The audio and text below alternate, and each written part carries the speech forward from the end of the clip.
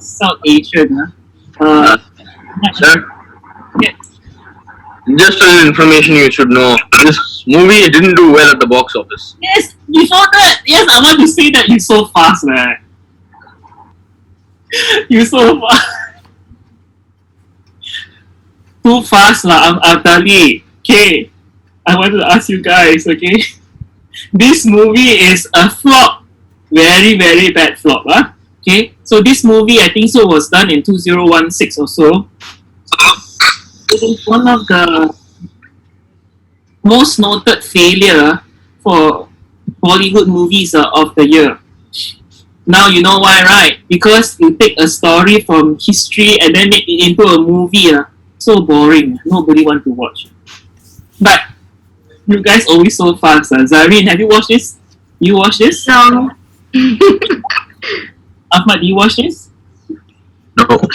Abadi, you watch it? Sir, I watched part of it Okay. and then I stopped because in near infinitum boredom. Okay, so basically, They took the entire setting of Mohenjo-daro and made it. Here is a bad guy. Here is a good guy. Here is a princess.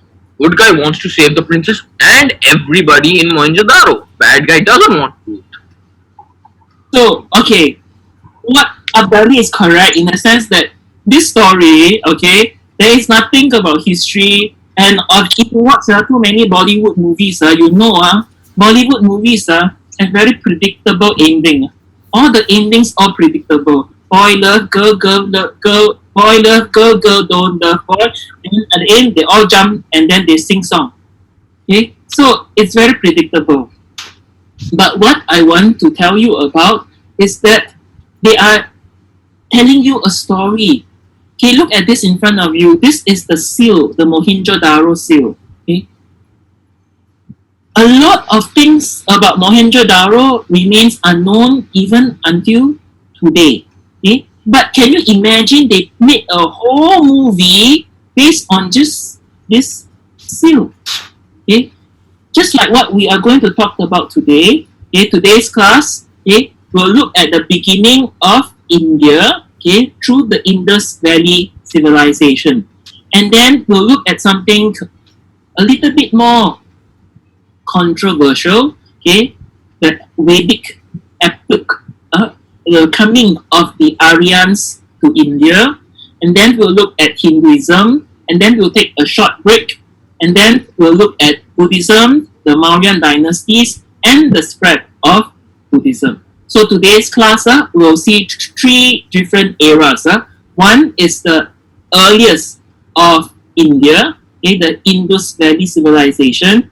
Then comes the Vedic era. So the Vedic will include the Vedic period plus the beginning of Hinduism. And then after that, there is a response towards Vedic India, and you have Buddhism. Okay, basically there are two other responses towards Vedic India. One is Buddhism, two is Jainism, three is the reformation of Hinduism to Bhakti Hinduism. So Bhakti Hinduism is the Hinduism that you see today, devotional Hinduism. And then the last part of our class today will be on Buddhism. Okay, so three parts. Now, India, our class, we have Zareen, we have Ahmad, and we have Abdali, and we have Nazeha. Okay, Nazeha is from Pakistan. Abdali is also from Pakistan, right? No, sir, I'm from Bangladesh. Nazeha is from Bangladesh. Abdali is from Pakistan. Zareen is from Bangladesh. Ahmad is from Sri Lanka. Okay, 4 students, and not even one come from India. Correct not? But do you know, you have to differentiate modern India with the Indian subcontinent. Okay? Zareen, Ahmad, Nazeha, Abdelia, okay, you guys are all from the Indian subcontinent. You may not be an Indian national, but you are an Indian from the Indian subcontinent.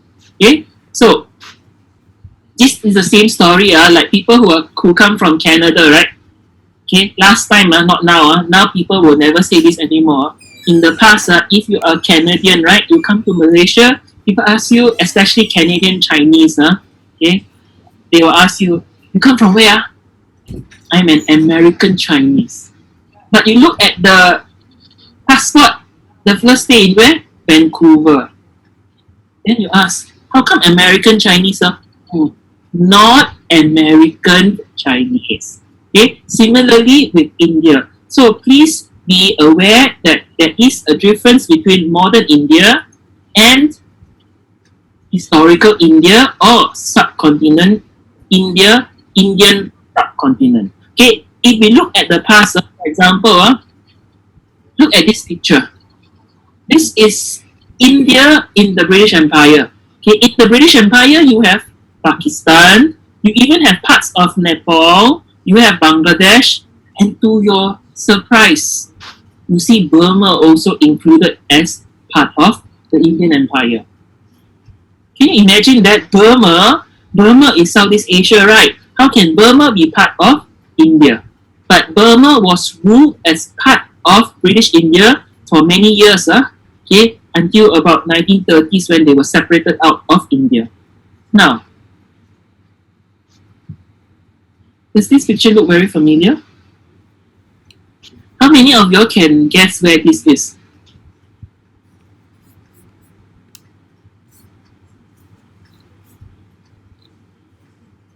Where is this? Does it look very familiar? Okay, by the way, all these people are who? Indian. Indians, right? Okay. So you think which part of India this is? Bengaluru. Did I hear Bengaluru? Okay. This picture is actually in Penang. Okay. Penang until 1867 was ruled as part of India. Okay, can you imagine our country, Penang, the Strait Settlements, Malacca, and Singapore was ruled as part of India until 1867. Only after 1867 that Penang, okay, was transferred to the colonial office in London. So it was for a very long time ruled from Calcutta, okay, in India. So before we start our class, today this is the modern Indian subcontinent. So you have Pakistan, you have Sri Lanka, you have Bangladesh. So you have people like Naziha, Abdali, okay? Abdali will be here, Naziha and Zareen will be from Bangladesh, and Ahmad will be from Sri Lanka. Okay, so bear in mind, India in our class does not necessarily refer to the modern Indian nation that we know of today. In fact, the first civilization that we're talking about, Mohenjo-daro and Harappa, are all in Pakistan, not in India proper that we know of. Okay, now, next, how do we know about India's history, especially early history? Okay, how do we know about early Indian history? Number one, you can do is you dig, you have archaeological discoveries. Okay, so we know about Harappa, we know about Mohenjo-daro because they went for archaeological diggings and then they found. You know what is the most important thing they found in Mohenjo-daro and Harappa? Toilets. Toilet. Okay, your simple toilet that you know. Hey, you know, in the past, toilets is a very fun activity. Going to the toilet is communal. So can you imagine your toilet? Everybody go down there and do business number 2 and then say, hello, how are you today? Okay, toilet is a communal activity. Okay, so in Mohenjo-daro, toilets were one of the most important discovery. Okay, you must compare and contrast this with Europe. In Rome and in Greece, yes, there are toilets.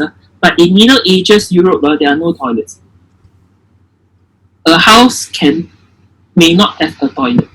Okay, so archaeology, one.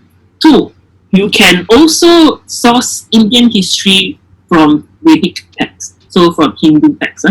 So from texts from Hinduism. Okay, for example, just now we were talking about Indra, okay? The story of Indra Purandara basically tells about how Indra, the god Indra, comes and attack all these civilizations in India and then brought about the new Aryan race. Okay, so you can know Indian history through Hindu texts, one, or through archaeology, which means a lot